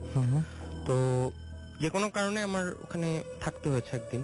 তো তখন বনানীতে আমি মাঝে মাঝে কমিউট করতাম। তো এক রাতের ঘটনা, তো এটা আমার মনে হচ্ছে যে তখন আমার মনে আছে আমি একটা কালো প্যান্ট পরা ছিলাম আর একটা গ্রে কালারের শার্ট পরা ছিলাম। তো বৃষ্টি, এরকম বৃষ্টি ওয়েদার ছিল, আমার মনে আছে সঠিক। তো আমি যে কোনো কারণে ওর একটা ওয়াইফের একটা জিনিস আনতে আমি বনানী মাঝে মাঝে একটু কমিউট করে আসতাম। তো কারেন্ট চলে গেছিল, তখন লোডশেডিং এরকম এতটা ইয়ে ছিল, মানে বেশ বেশি। তো আমি যখন ফেরত আসলাম, তো ওই রাতে পরপর 2টা ঘটনা ঘটলো, খুব ভয়ঙ্কর ঘটনা, যেটা এখনো আমি চিন্তা করলে খুব আশ্চর্য ভয় লাগে। তো আমি বললাম যে তো সে দেখি যে খুব স্কেয়ার্ড, ভয় হয়ে মানে ভীত ছিল। তো আমি বললাম কি হয়েছে? তো তখন বললো যে তুমি যাওয়ার পরে আমি তো মোমবাতি জ্বালিয়ে ছিলাম, তো দেখি যে তোমারই রূপ ধরে ঠিক লম্বা, মানে অলমোস্ট প্রায় 10 ফিট লম্বা এরকম, মানে ছাদ পর্যন্ত মাথা থেকে, তো আমার গলা দেখি যে সে টুটি চেপে ধরে আমাকে মেরে ফেলতে চাচ্ছে। আচ্ছা। তো আমি তখন বললাম যে এটা তো অসম্ভব ব্যাপার, কারণ আমি তো এই বিকাল বেলায় তো তোমার সামনে বের হলাম, তো তুমি আবার কিভাবে এটা বলতেছো যে আমি আবার, কারণ এখানে তো আসতে গেলে তো প্রথমে নিচতলায় দারোয়ান, তারপরে কাজের লোক, তারপর তুমি তোমার রুম পার হয়ে তারপরে যেতে হয়, সেখানে আমি কিভাবে, তুমি ঘরে একা। তো বললো তাহলে নিশ্চয়ই অন্য কিছু একটা প্রেজেন্স ছিল, কারণ ওইটা মাঝে মাঝে অনেক সময় জিনিস টিনিস পড়তো। তো ওই রাতে হয়েছে কি, তো আব্বা আম্মা আবার ওই রুমে থাকতো। তো তো একটা মানে ওর মায়ের একটা কালো রঙের শাড়ি, ওর নানির একটা ছবি ছিল। তো আমি হঠাৎ করে শুয়েছি, তো এই স্বপ্নটা আমি আমার লাইফে মনে হচ্ছে যে আমি মানে আমি ঘুমের মধ্যেই, বাট আমার মনে হলো যে না আমি ঘুমিয়ে নাই, মানে দেখছি।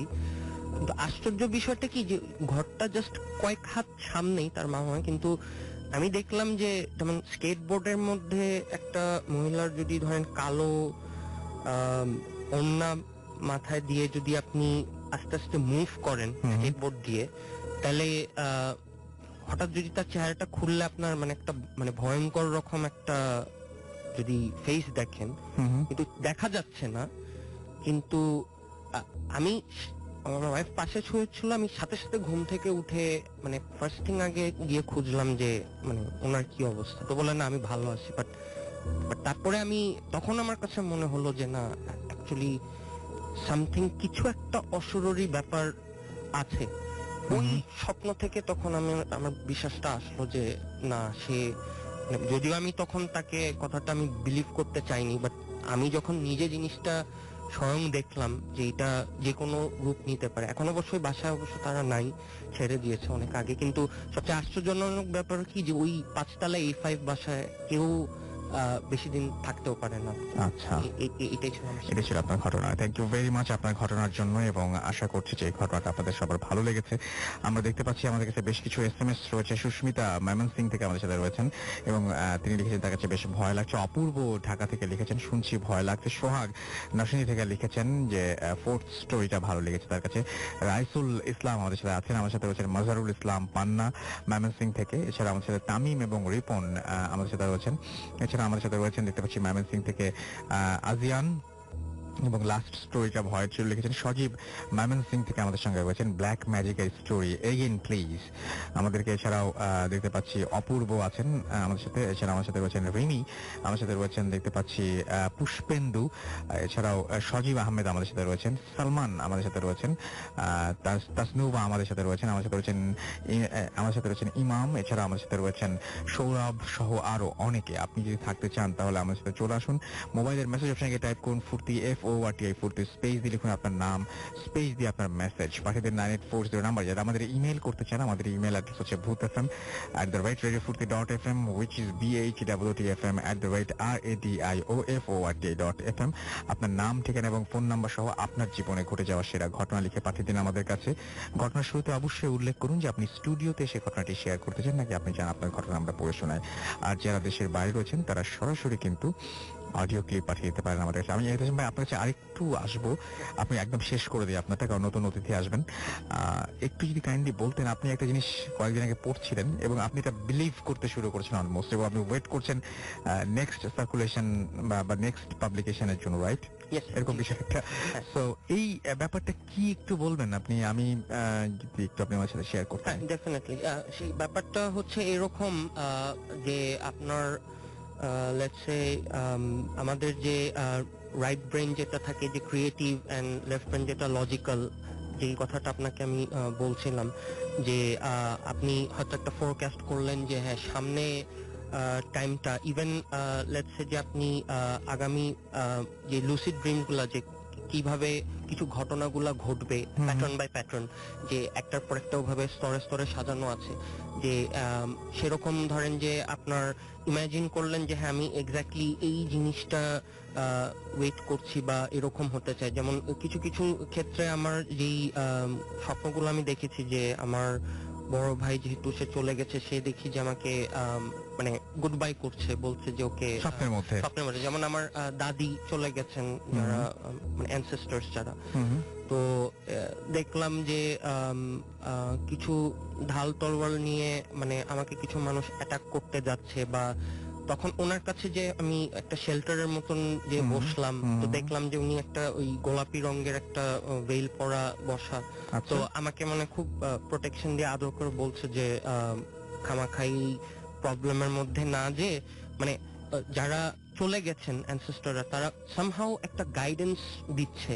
আচ্ছা, এই গাইডেন্স গুলা অনেক সময় হয় কি যে আপনার ওই মানে সুপার পাওয়ার বা একটা ওই ধরনের ফর্মেট থেকে হয়তো স্বপ্নের মাধ্যমে আপনাকে অনেক রকম মেসেজ আমি হয়তো অনেক সময় পাই, বা যেগুলা হয়তো রাইট অ্যাওয়ে কাউকে ওভাবে বলাও যায় না। তো সেগুলা তখন হয় কি যে ওই বিষয়গুলা তখন একটু যেমন আপনাকে এই যে এই ড্রিমের কথাটা বললাম, যদিও ঘটনাগুলো অনেক আগে ঘটে গেছে, বাট তারপরেও এটার ইম্প্যাক্টটা কিন্তু এখনো খুব প্রিডমিনেন্টলি আছে। এবং তার সাথে সবচেয়ে মজার ব্যাপার যে যারা পিওর সোল, যারা অনেকটা আমার ওয়েল উইশার্স আছে, তো তারাও অনেক সময় আমাকে হয়তো ওই পজিটিভ ওয়েতে ড্রাইভ করার জন্য চেষ্টা করে যে হ্যাঁ মানে এখান থেকে আপনি ইজিলি আইডেন্টিফাই করতে পারবেন যে আপনার দেখা গেছে যে নিজের ঘরের মধ্যে কিছু সার্পেন্টস আছে, যেটা আমি অন্য একটু টার্ম ইউজ করলাম। তো সার্পেন্টস গুলা হয় কি যে মানুষরূপী কিছু খারাপ সোলস আছে, যে যারা পারতপক্ষে দেখা যায় যে আপনাকে খুব ভালো বলছে যে হ্যাঁ তোমার ভালো চাই, বাট অ্যাকচুয়ালি তারা কন্ট্রাডিক্টরি বা আইরনিক কিছু কাজ করে বসে, যেটা আপনার তো তখন হয় কি যে আপনাকে ওই ওই মেথডস বা টুলস গুলো আপনাকে হেল্প করে যে হ্যাঁ আমি কাদের সাথে অ্যাটাচ থাকবো, মানে এই চ্যালেঞ্জেস গুলা তখন অনেক সময় ওই ব্ল্যাক ম্যাজিকস গুলা যে তখন ধরেন যে আপনার অনেক রকম কিছু রিস্ক ফ্যাক্টরস থাকে, যেমন একবার আমি ইনজুর্ড হয়েছিলাম। এখানে একটা স্টোরি বলি যে একবার আন্টি হারানোর পরে আমি একটা ইনজুরির পরে আমার ব্রেইন খুব অনেক বড় একটা অ্যাক্সিডেন্টে ব্লাড ফ্লো হয়েছিল। তখন আমি জ্ঞান হারানোর পরে আমি নিজেকে ডিসকভার করে দেখি যে একটা হসপিটালে স্ট্রেচ ইয়েতে, তো গাড়িটা শুনে দেখলাম যে পুরা একদম ইয়ে হয়ে গিয়েছিল।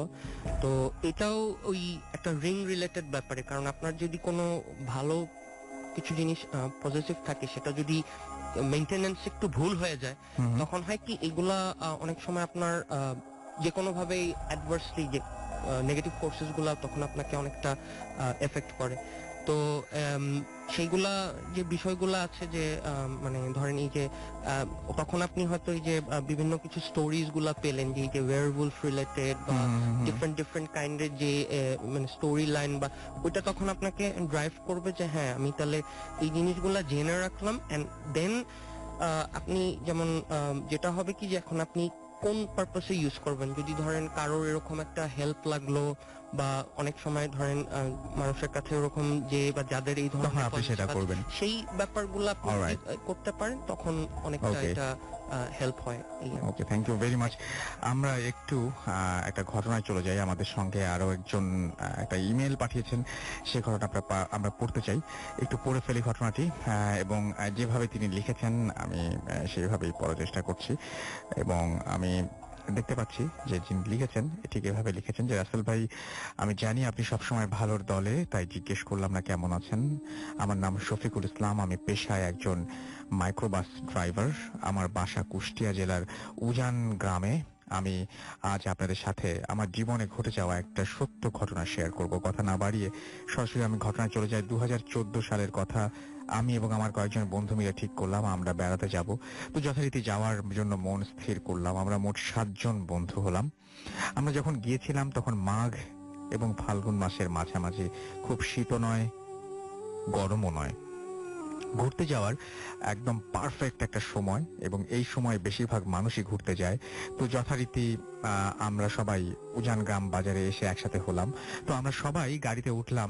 যখন গাড়িতে উঠলাম তখন বাজে ঠিক 7:30টার মতো। তো আমি গাড়ি স্টার্ট করলাম। আমরা যখন কুষ্টিয়া পৌঁছালাম তখন বাজে 8টা কি 9টার মতো। গাড়িতে তেল কম ছিল, তাই আমি কুষ্টিয়ার একটা ফিলিং স্টেশন থেকে গাড়িতে তেল লোড করলাম। তো তেল নেয়ার পর আমরা সবাই শহরের ভেতর আসলাম এবং কুষ্টিয়ার একটা মজমপুর গেট থেকে একটা হোটেলে খাওয়া দাওয়া শেষ করে আবার চলতে শুরু করলাম। তখন প্রায় 10:30টার মতো বেজে গেছে। তো আমরা এক সময় নাটোর পৌঁছালাম। বলে রাখা দরকার যে কুষ্টিয়া থেকে নাটোর পৌঁছাতে সময় লাগে 2 ঘন্টার মতো। তো আমরা যখন নাটোর পৌঁছালাম তখন আনুমানিক 12টা কি 1টা বেজে যায়। যাই হোক, নাটোর শহর থেকে কিছু দূর যেতেই একটা খোলা মাঠ পড়ে। মাঠটি আনুমানিক 3 থেকে 4 কিলো হবে। যাই হোক, আমরা যখন মাঠে ঠিক মাঝামাঝি তখন হঠাৎ গাড়িটা বন্ধ হয়ে যায়। আমি রাস্তার এক পাশে গাড়িটা সাইড করি। তখন গাড়ির ভেতর সবাই ঘুমাচ্ছিল, শুধু আমি ড্রাইভিং সিটের পাশে, অর্থাৎ আমার পাশে আমার যে বন্ধু ছিল সে বাদে। তো আমি বাকিদের ডেকে তুললাম, ওরা উঠলো। তো আমি গাড়ি ঠিক করার চেষ্টা করতে লাগলাম, কিন্তু ঠিক হচ্ছিল না, কারণ একটা নাট খোলার রেঞ্জ আমার কাছে ছিল না। তাই আমি রাস্তার উপর দাঁড়ালাম এবং যে অন্য কোনো গাড়ি আসলে সাহায্য নিব, কিন্তু গাড়ি আসলেও থামায় না, কারণ মাঠ আমাদেরও ভয় করতে লাগলো। যাই হোক, টুল বক্স ঘাটতে ঘাটতে রেঞ্জটি পেলাম, গাড়ি ঠিক হলো। তো আমরা আবার রওনা হলাম। আমার গাড়ির স্পিড 40-এর মতো। ঠিক হঠাৎ আমার গাড়ির স্পিড অটোমেটিক, মানে একা একাই নিজে নিজেই বাড়তে লাগলো। এবং কিন্তু আমি স্পিড বাড়াচ্ছি না। মনে করলাম হয়তো ঘুম চলে আসছে, তাই পিক আপের চাপ পড়ছে। তাই আমি স্পিড কমানোর চেষ্টা করলাম এবং আমি অ্যাক্সেলেটর থেকে পা সরিয়ে নিলাম। কিন্তু কি আশ্চর্য, স্পিড কমে না, বরং বাড়ছে। আমি ভয় পেয়ে গেলাম। পেছনের সিটের ওরা বলছে এত জোরে চালাচ্ছিস কেন। যাই হোক, আমি গাড়ি নিয়ন্ত্রণ করার চেষ্টা করলাম। হঠাৎ আমার চোখ পড়লো আমার ডান পাশের দিকের গ্লাসে আমি দেখলাম আমার গাড়ির পেছনে সাদা কি যেন একটা বসে আছে। আমি একটু ভয় পেলাম। যাই হোক, আমি কোনো গাড়ি কোনো রকম গাড়ি নিয়ন্ত্রণ করলাম এবং আমি গাড়িটি থামালাম এবং গাড়ি থেকে নামলাম, কিন্তু কিছুই দেখলাম না। ওরাও বলল, গাড়ি থামালি কেন?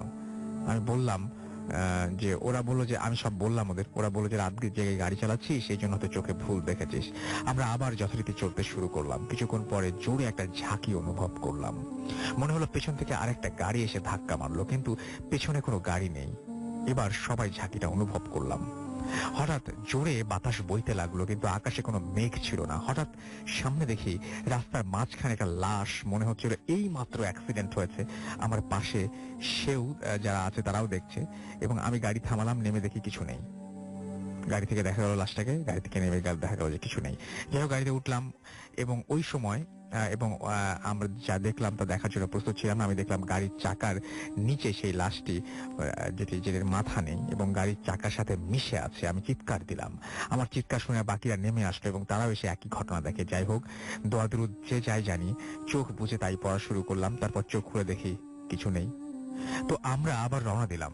এই সময় আমরা আমাদের গন্তব্যে পৌঁছালাম, কিন্তু সেই রাতের ব্যাখ্যা আজও পাচ্ছি না। এই ছিল আমার কাহিনী। ভালো লাগলে পড়ে শোনাবেন। অর্থাৎ আপনারা বুঝতেই পারছেন যে যে ব্যাপারটা ঘটেছে সেটা হচ্ছে যে, যখন তারা এমনি নর্মালি গাড়ি থেকে দেখছিল, তখন দেখলো যে একটা অ্যাক্সিডেন্ট হয়েছে, একটা লাশ দেখা যাচ্ছে। নামার পরে দেখলো যে কিছু নেই। কিছুক্ষণ পরে তারা সবাই মিলে একসাথে দেখলো যে গাড়িটা নিচে একটা লাশ রয়েছে, যে লাশটার মাথা নেই এবং সেই মাথাটা লেফটে রয়েছে চাকার সাথে, এরকম কিছু একটা। এবং কিছুক্ষণ পরে দোয়া দুরুদ পড়ে তারা যখন বুঝতে পারলো যে কোনো একটা ভুল হচ্ছে, দোয়া দুরুদ পড়ে যখন আবারও তাকালো, তখন দেখলো কিছু নেই। সো মানে মানুষের জীবনে কত উইয়ার্ড ঘটনা ঘটতে পারে, কত অদ্ভুত অদ্ভুত ঘটনা ঘটতে পারে, এটার কোনো শেষ নেই আর কি। আমাদেরকে দেখতে পাচ্ছি যে তুরাজ রাব্বি লিখেছেন, আই লাইভ ভূত এফএম, এবং এটা তার প্রথম SMS। সজীব আমাদের চিটাগাং থেকে SMS করেছেন। মাজেদ হাসান আমাদের SMS করেছেন যাত্রাবাড়ি থেকে, থার্ড স্টোরিটা জোস ছিল এবং ব্ল্যাক ম্যাজিকের স্টোরিজ তার জোস লাগে। আজকে আমাদেরকে বলেছিলেন এতক্ষণ ধরে ভাইয়া, একটু আগে বলছেন ব্ল্যাক ম্যাজিক নিয়ে। ব্যাপারগুলো এত সহজ না, বেশ কঠিন, এবং মানে উপলব্ধি করাটাও বেশ কঠিন।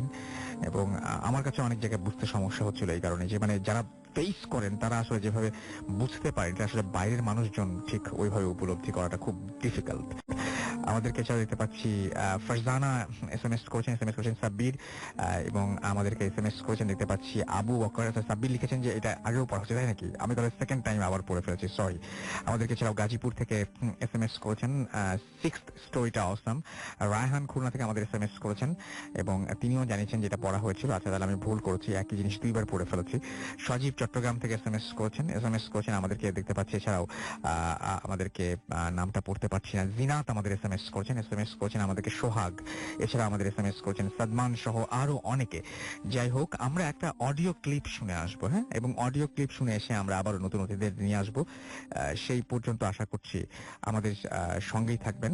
স্টে টিউনড রেডিও ফুর্তি অ্যান্ড ডোন্ট স্টপ দ্য ফুর্তি।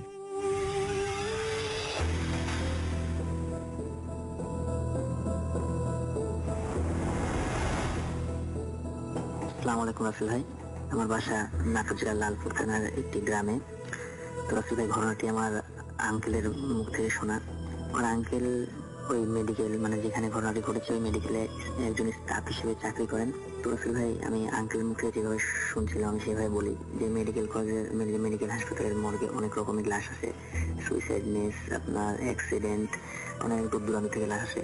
একদিন মানে সন্ধ্যাবেলা একটি লাশ আসে। লাশটি ছিল অ্যাক্সিডেন্টের একটি লাশ, মানে বেওয়ারিশ। লাশটির কোনো আত্মীয় স্বজন লাশটির সাথে ছিল না। তো ওখানে যে দুটো কাজ করতো, তারা আপন দুই ভাই ছিলেন। তার ছোট ভাই কোনো কারণে বাসায় ছিলেন, তাই তার বড় ভাইয়ের কাজটা চালিয়ে নেওয়ার কথা ছিল। তার বড় ভাই তিনি যথাযথ লাশটি নিয়ে মর্গে ঢোকেন, তিনি একাই ছিলেন।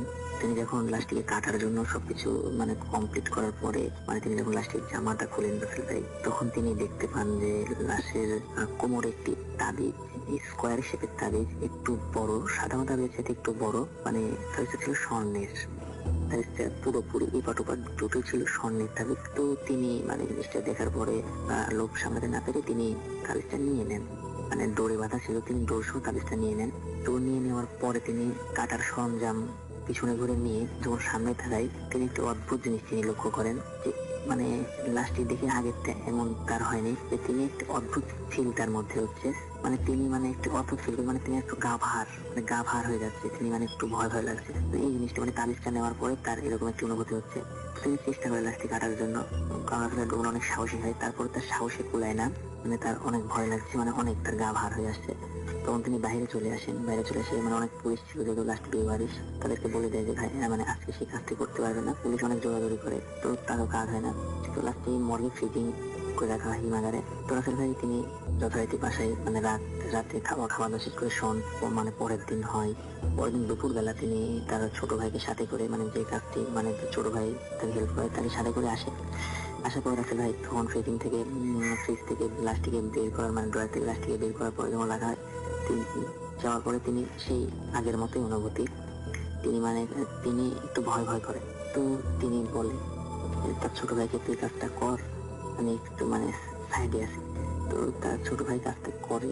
তো একটা অদ্ভুত জিনিস আছে, লাশটি 2-3 দিন আগে ছিল, তারপর লাশটি যখন কাটা হয়, লাশটিতে অসংখ্য ক্ষত ছিল, অ্যাক্সিডেন্টের লাশ, তাজা মানুষের রক্তের মতো রক্ত মানে মানে তার গা থেকে চুয়ে পড়তে থাকে। লাশটি কাটার পরে এরকম একটা ব্যাপার। আর তার মানে একটা সবচেয়ে অদ্ভুত ব্যাপার এটা, তার চোখ দিয়ে অপুরন্ত পানি ঝরতে থাকে, বাম চোখ দিয়ে। ছোট ভাই এটা দেখে একটু অবাক হয়, এরকম তো হওয়ার কথা না, কারণ এর আগেও তিনি কাজ করছেন, মানে একদম রক্ত ঝরা তো একদমই ইম্পসিবল। আর চোখের পানি, এটা তো একটা অন্যরকম ব্যাপার। আসলে তার বড় ভাই তো জিনিসটা বুঝতে পারেন যে আসলে মানে হয়তো বা এই জন্য এটা হচ্ছে। তো তার বড় ভাই মানে ভয় রাসেল ভাই ঘেমে যায়, কাঁপতে থাকে। ছোট ভাই তোমার কি হয়েছে, তখন তার বড় ভাই কিছু না, একদম কমপ্লিট করার পরে, লাস্টে কমপ্লিট করার পরে রাসেল ভাই লাস্টটিকে ফ্রিজিং করা হয়, যেহেতু লাস্টের কোনো আত্মীয় স্বজন ছিল না। তো ফ্রিজিং করা হয়। তো রাসেল ভাই ফ্রিজিং করার পরে তাৎক্ষণিক পরে আরেকটি লাশ আসে, তখন তার 2 ভাই লাশের কাছে যায়। তখন আসলে একটা আশ্চর্যজনক ঘটনা, তার বড় ভাইয়ের মানে যে কাবিজটা নিয়েছিল তার কোনো অনুভূতি হচ্ছে না, এই লাশ মানে অন্য একটা লাশকে দিলে কোনো অনুভূতি হচ্ছে না। রাসেল ভাই মানে আগের মতো জাস্ট এই কাজটা করে তিনি বাড়ি চলে আসেন। বাড়ি চলে আসার পরে রাসেল ভাই তিনি ঘুমান, মানে রাত্রে খাওয়া দাওয়া শেষ করে ঘুমান। তিনি একটি অদ্ভুত স্বপ্ন দেখেন যে তিনি বাজারে গিয়েছেন বাজার করতে, অনেক ভিড়ের মধ্যে কেউ একজন তার হাতটা খুব শক্ত করে টেনে ধরছেন, তিনি যেতে পারছে না। মানে পিছনে তাকিয়ে দেখে, মানে রাগান্বিত অবস্থায় এত ভিড়ের মধ্যে কেউ হাত ছেড়ে সেরকম একটা স্বপ্নের মধ্যে রাসেল ভাই পিছনে ঘুরে দেখেন ওই লোকটা লাশ, মানে ওই লোকটাই মানে সাধারণ মানুষের মতো লাশে লোকটার খালি গা ছিল, সাদা লুঙ্গি পরা ছিল, তাকে বলছে যে আমার জিনিসটা আমাকে দিয়ে দে।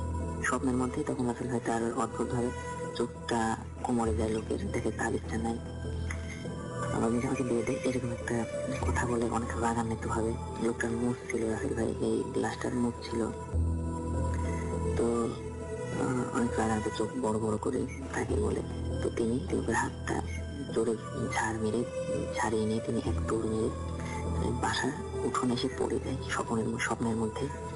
সাথে সাথে তার স্বপ্নটা ভেঙে যায় এবং একটা অদ্ভুত ঘটনা সেটা হলো তিনি দেখেন যে তিনি উঠানেই পড়ে আছেন, ঘুম থেকে উঠে থাকেন। তখন ওখান থেকে জোরে চিৎকার করেন ভয়ে। তখন তার ওয়াইফ আসেন এবং বাড়ির অনেকে আরো লোকের আসেন, এসে তাকে ভিতরে নিয়ে যায়। তার ওয়াইফ বলে যে কি ব্যাপার, কি হয়েছিল। যখন তিনি এই স্বপ্নটা খুলে বলে যে আমি এই কাজটা করার পরে আমার সাথে এরকম ঘটনা ঘটছে, তখন তার ওয়াইফ বলে যে তুমি আসলে কাজটা ঠিক করোনি, তুমি যার জিনিসটাকে দিয়ে আসো। আর সেই রাতের ভাই তাবিজটার উপরে মানে আরবি উর্দু এরকম কিছু একটা অক্ষরে অনেকগুলো লেখা ছিল রাসেল ভাই।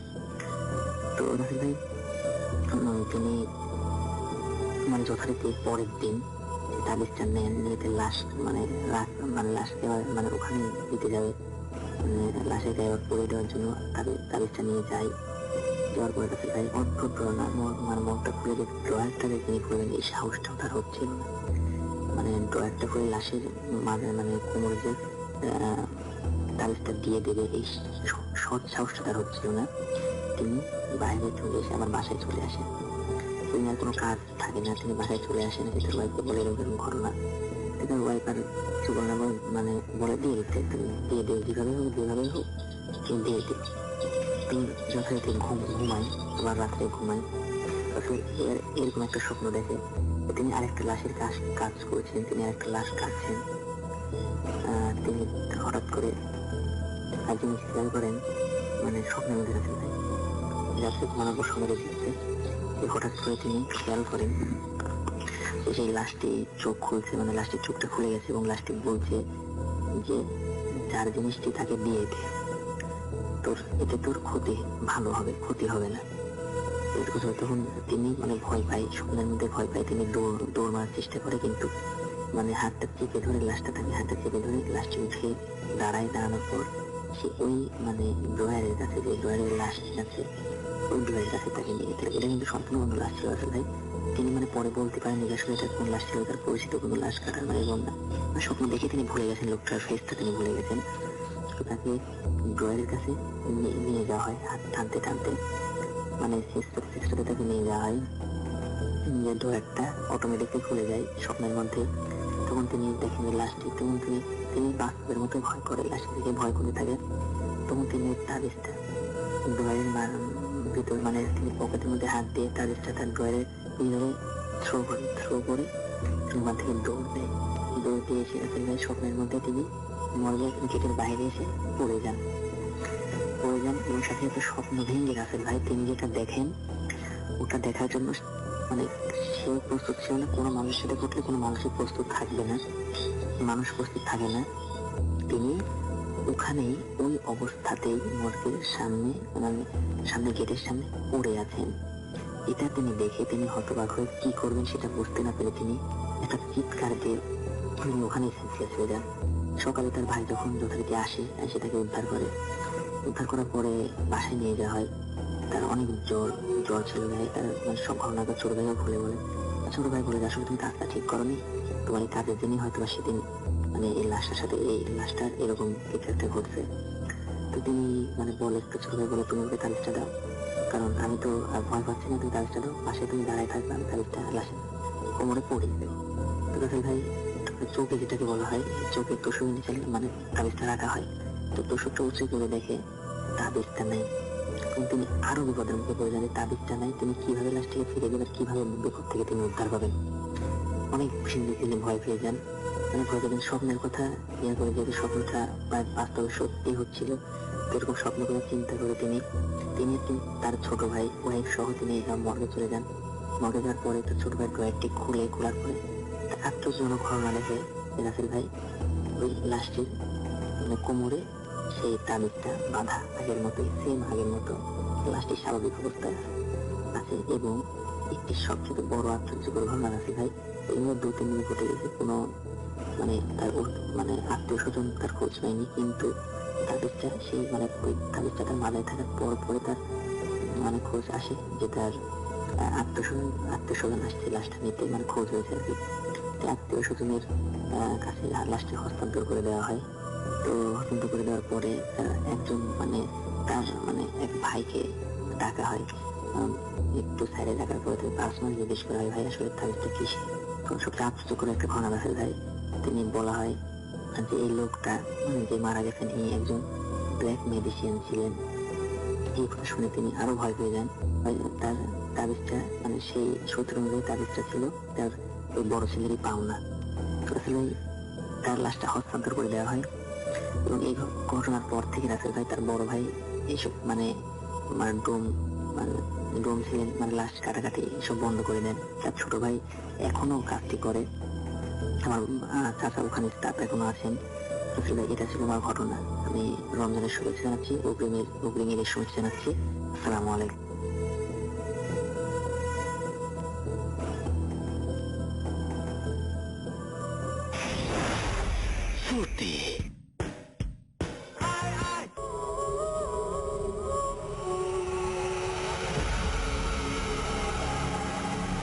Yes, the night comes alive with গ্রামীণ ফোন। শুনছেন সবসময় রেডিও 48.2 FM। এই মুহূর্তে আমাদের সঙ্গে যারা আছেন তাদের একটু বলি, দুষ্টু বালক আমাদের সঙ্গে আছেন, তিনি শুনছেন মুর্শিদাবাদ থেকে এবং তিনি বলছেন যে আরো ভয়ানক কাহিনী চাই, আমরা আরো ভয়ানক কাহিনী চাই। যদি আপনার কাছে থাকে অবশ্যই আমাদের লিখে পাঠান। যারা শুনছেন তাদের কাছে মানে এখনকার কাহিনীগুলো এর চাইতেও ভয়ঙ্কর কাহিনী যদি থাকে তাহলে অবশ্যই লিখে পাঠান আমাদেরকে আগামী সপ্তাহের আগেই। লিখেছেন দিস ইজ লিখন ফ্রম নিউ ইয়র্ক এবং লিসনিং টু ভূত এফএম আফটার জুম্মা প্রেয়ার ভাবা যায় আমরা কত আগে জুম্মা শেষ করছি, ওই মাত্র জুম্মা শেষ করলেন নিউ ইয়ারকে। এবং মিস সাম স্টোরিজ, আচ্ছা, লাভ ভূত এফএম, ওকে অলরাইট। আমার মনে হয় যে লিখুন না, এখন থেকে যেদিনই আমার সাথে জয়েন করবেন ভাই জানিয়ে দেবেন। এবং আশা করছি যে আপনার রমজান ভালো কাটছে, আপনি ভালো আছেন এবং আমাদের সঙ্গে এই মুহূর্তটা আপনার ভালো কাটছে। অনেক অনেক শুভকামনা, এবং জানি না আরেকবার আপনার মানে ঈদের আগে আপনাকে এভাবে পাবো কিনা, সো অগ্রিম ঈদেরও শুভেচ্ছা জানিয়ে দিলাম। হুমায়ুন ফুয়াদ আমাদের লিখেছেন, এবং তিনি লিখেছেন রাসেল ভাই ক্যানবেরা অস্ট্রেলিয়া থেকে শুনছেন, এই মধ্যরাতে তিনি বেশ ঠান্ডার মধ্যে আছেন এবং তিনি আমাদেরকে শুনছেন। মনোয়ার সুলতান আমাদের এখানে আছেন, কোরিয়া থেকে শুনছেন তিনি আমাদেরকে, এবং ভূত এফএম শুনে ভয় লাগছে তারপরেও শুনে থাকতে পারি না, সেটা লিখেছেন। আমরা আরো পড়বো আপনাদের টেক্সট, আপনাদের যে সমস্ত ইনবক্স করছেন আপনারা, সেই সমস্ত মেসেজগুলো আমরা আরো পড়বো। একটা ঘটনা পড়ে আসি এবং তারপরে আবারও আসছি আপনাদের কাছে ফিরে। তো যেভাবে লিখেছেন, যিনি ঘটনা পাঠিয়েছেন তার মতো করেই আমি পড়ছি।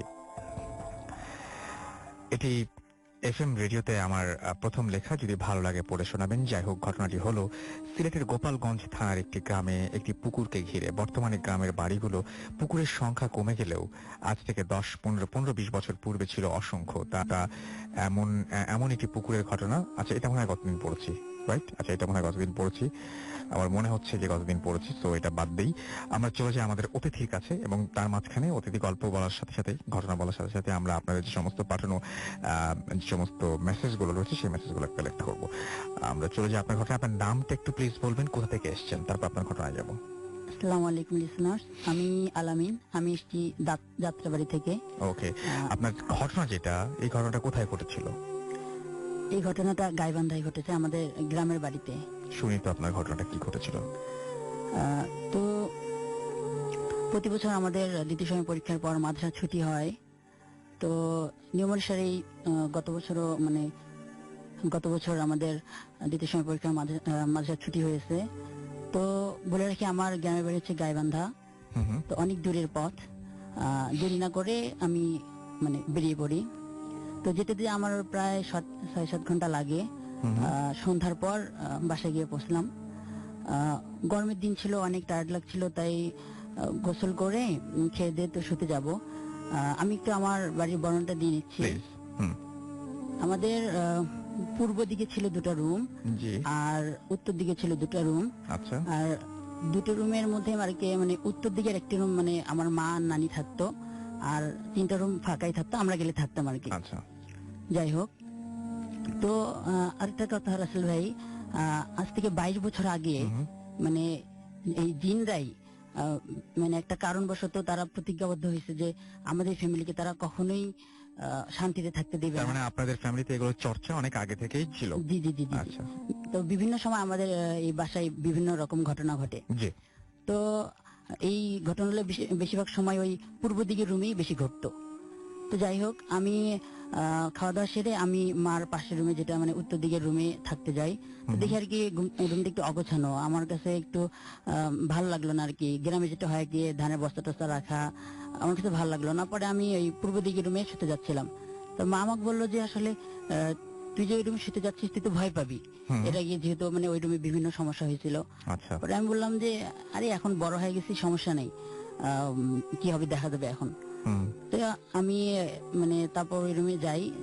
আর আমি ওই রুমে যখনই থাকতাম, একা থাকি বা কাউকে নিয়ে থাকি, আমি সবসময় লাইট জ্বালিয়ে তারপরে ঘুমাইতাম, কারণ বিভিন্ন সমস্যার সম্মুখীন হয়েছি আমি ওই রুমে। তো সেদিনও ওইরকম লাইট টাইট জ্বালিয়ে তারপরে আমি আর কি ঘুমাইছি।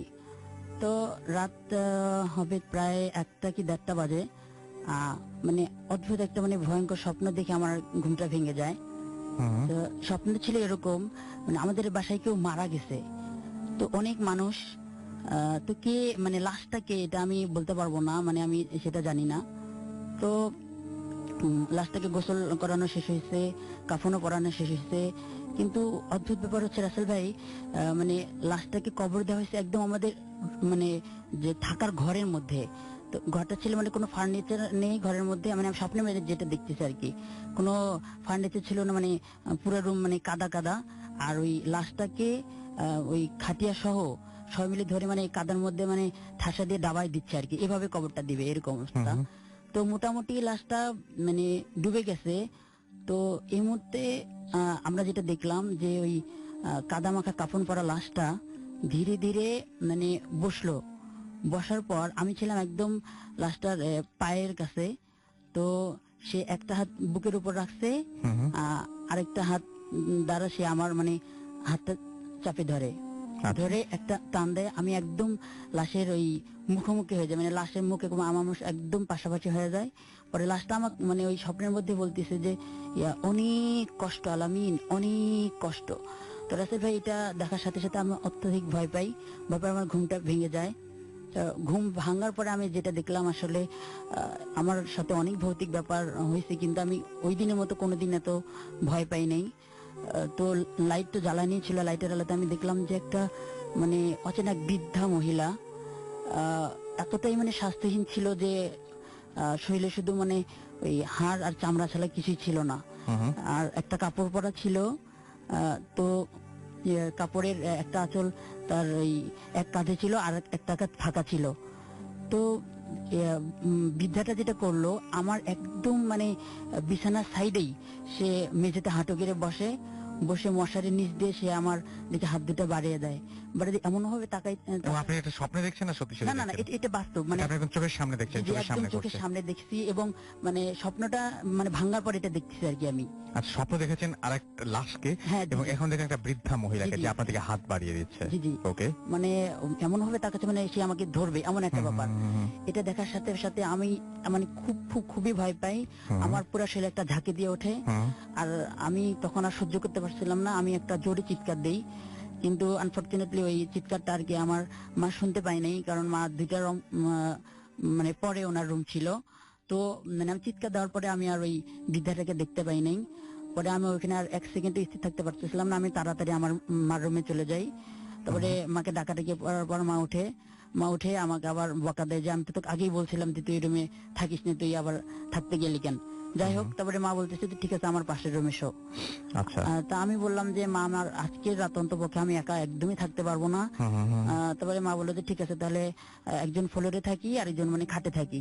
কিন্তু রাসেল ভাই মানে আমি যে মানে আমি যে ফ্লোরে থাকবো, খাটের আমাদের এটা বক্স খাট ছিল না, তো খাটের নিচটাও আমার কাছে মানে অন্ধকার ভয়ানক মনে হচ্ছিল। তো বাধ্য হয়ে মা ফ্লোরে শোয় আর আমি খাটে শুই। এরপর থেকে আমি কখনোই আর ওই রুমে একা থাকিনি, এখনো থাকি না।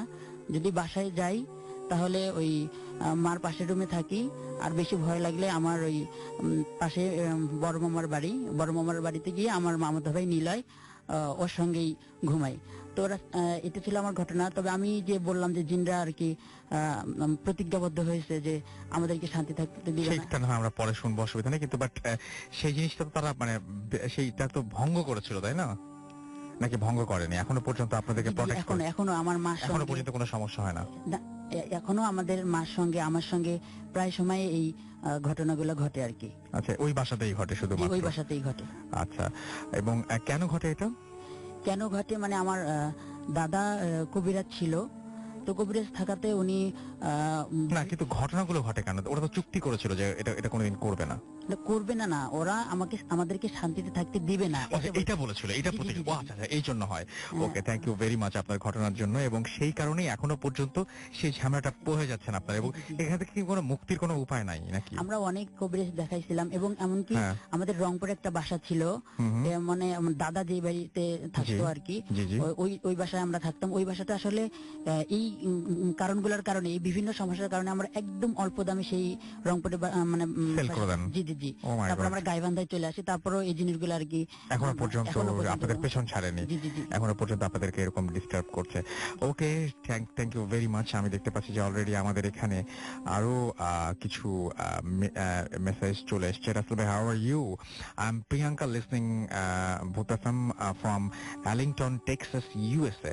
Thanks for being with us Priyanka, এবং আশা করছি যে পুরোটা সময় আমাদের সঙ্গে থাকবেন এবং রেগুলার আপনাকে পাবো। ওয়াসিম আকরাম আমাদের SMS করেছেন এবং তিনি লিখেছেন যে খুবই ভালো লাগছে, এবং ইন্ডিয়ার কলকাতা থেকে তিনি শুনছেন।